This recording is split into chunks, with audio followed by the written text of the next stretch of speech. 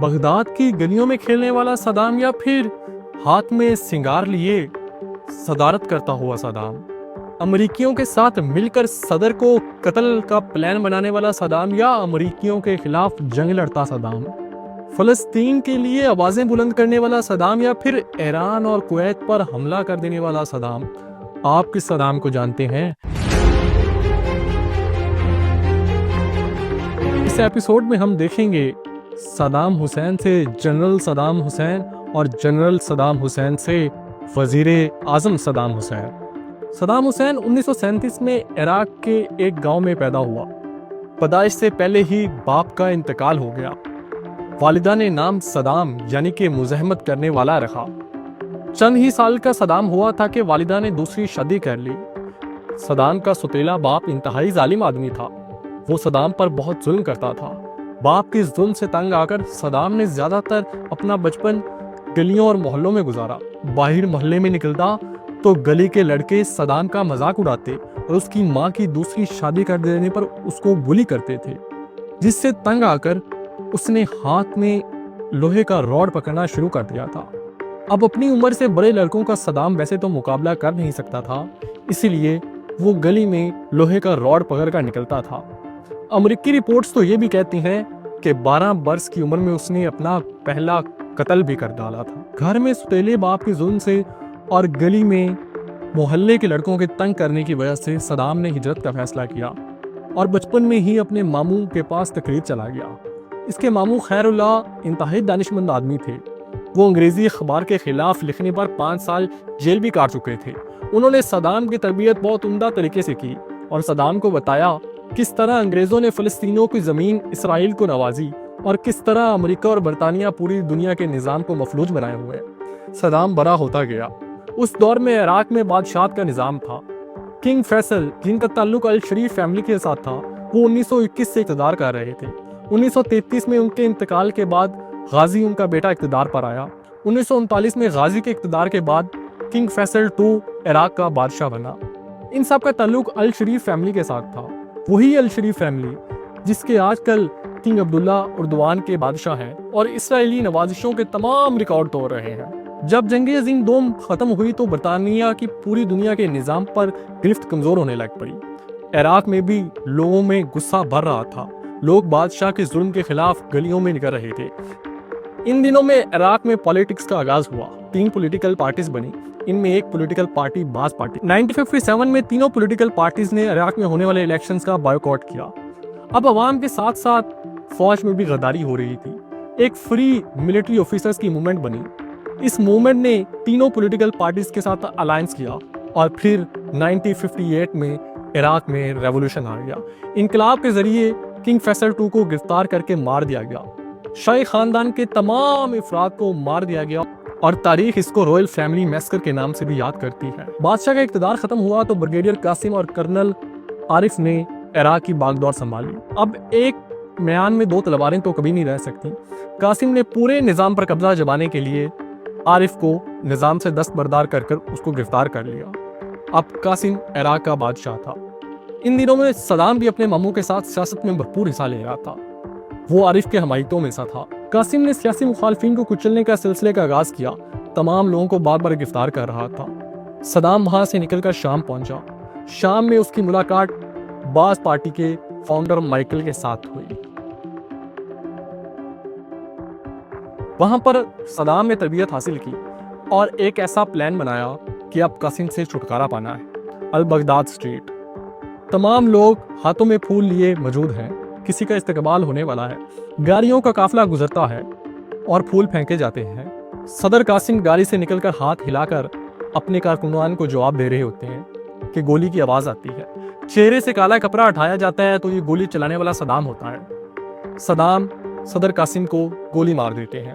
اس کے ساتھ 2 اور ساتھی بھی موجود ہوتے ہیں، جس پر پولیس کی جانب سے دوبارہ فائرنگ کی جاتی ہے، جس کے نتیجے میں صدام کو بھی ایک گولی لگتی ہے۔ صدام اور اس کے ساتھی سمجھتے ہیں کہ قاسم کا کام تمام ہو چکا ہے، ہمارا مشن مکمل ہو گیا، چلو اب یہاں سے روانہ ہوتے ہیں۔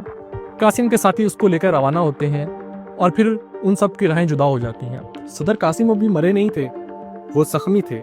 انہیں اسپتال لایا گیا اور تینوں حملہ آور کی تلاش شروع کر دی گئی۔ باقی 2 حملہ آور تو گرفتار ہو گئے، لیکن صدام کسی کے ہاتھ نہیں آئے اور شام پہنچ گئے۔ باس پارٹی کے بانی مائیکل ان کی بہادری دیکھ کر بہت متاثر ہوئے اور صدام کو تعلیم و تربیت کے لیے مصر کے دارالخلافہ القاہرہ بھیج دیا۔ مصر میں ان دنوں میں جمال عبد الناصر کی حکومت تھی۔ جمال عبد الناصر کے خیالات سے صدام بہت متاثر تھے، یعنی کہ اینٹی کلونیلسٹ، سوئس کنال کو نیشنلائزیشن کرنا اور پینارامزم تھی۔ صدر قاسم صدام کے حملے سے تو بچ گئے، لیکن کچھ دنوں بعد ایک ایسی غلطی کی جو ان کے اقتدار کو لے ڈوبی۔ صدر قاسم نے کویت پر حملہ کر دیا۔ بس کویت پر حملہ کرنا تھا کہ امریکہ سے یہ بات برداشت نہیں ہوئی اور امریکہ نے قاسم کا کام تمام کر دیا۔ اب قاسم کے جانے کے بعد عارف نے اقتدار سنبھالا۔ عارف صدام کے دوستوں میں سے تھے۔ وہ کہتے ہیں نا کہ اقتدار میں آنے کے بعد انسان سب کچھ بھول دیتا ہے، اپنوں کو بھی۔ عارف بھی بس خود اکیلا اقتدار کرنا چاہتے تھے۔ انہوں نے باس پارٹی کے پولیٹیکل ایکٹیوسٹ کے خلاف کارروائیاں شروع کر دی۔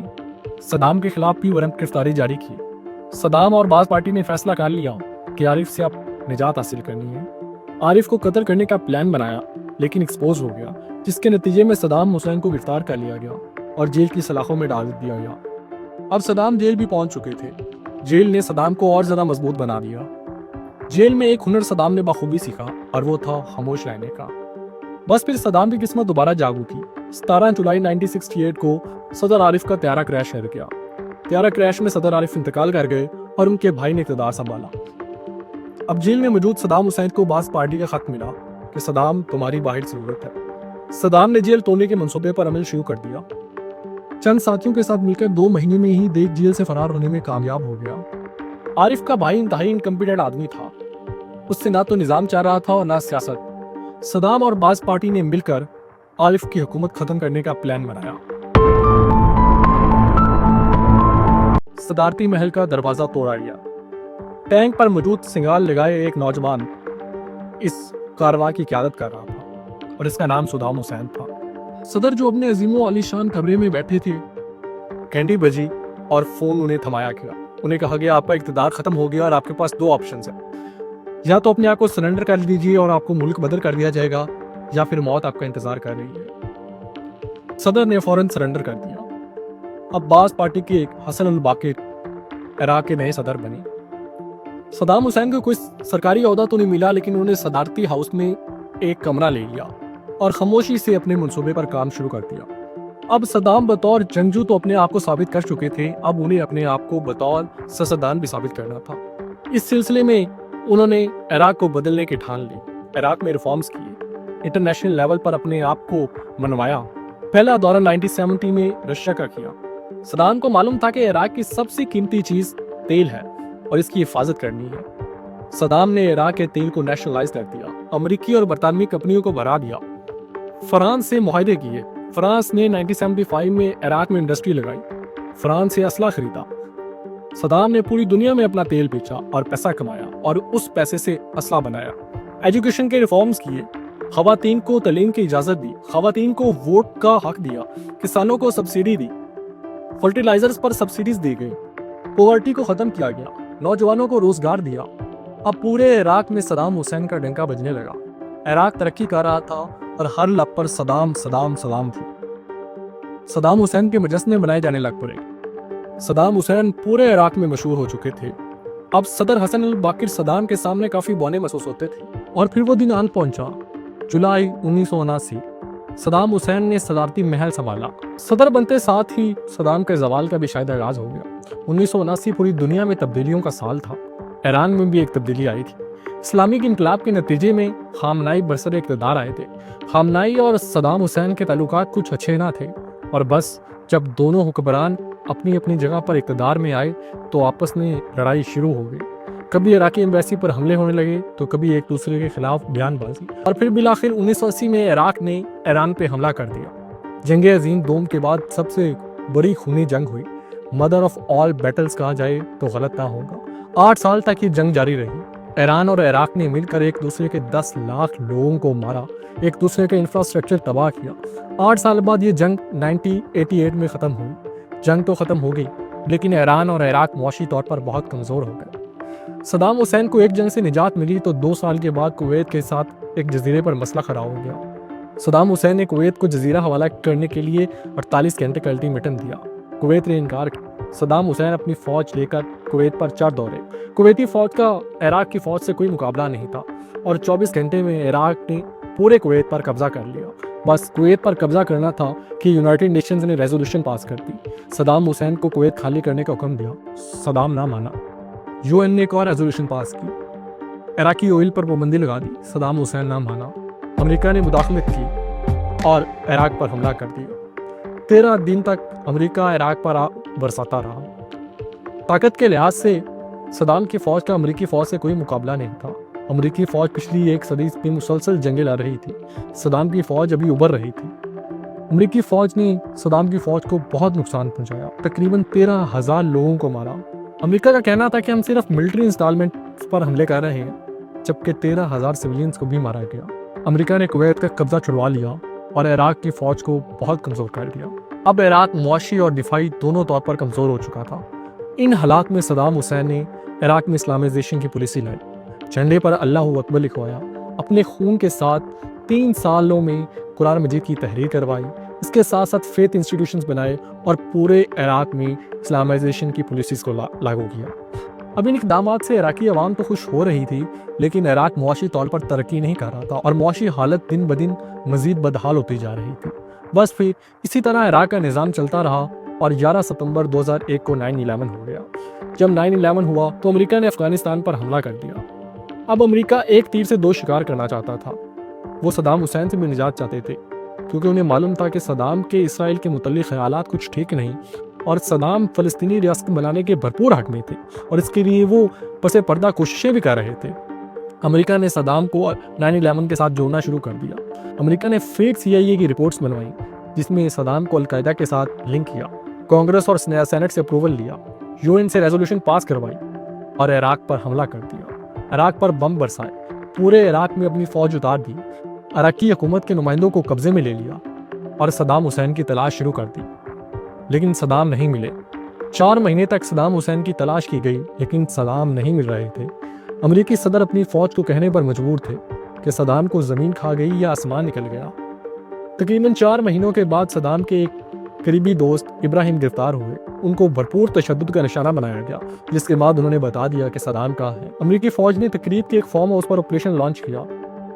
2 گھنٹے تک یہ آپریشن جاری رہا، لیکن فارم ہاؤس میں صدام نہیں ملا۔ بالآخر تھک ہار کے امریکی فوج جانے ہی والی ہوتی ہے کہ ایک فوجی کی ایک ڈھکن پر پاؤں لگا، وہ ڈھکن کھلا، فوجی اس ڈھکن کے اندر گیا، اندر غار تھی، غار کا پیچھا کیا تو اندر سے ایک بوڑھا شخص ہاتھ میں چھری لیے نکلا اور اس نے کہا، میں صدام حسین امریکہ سے مذاکرات کے لیے تیار ہوں۔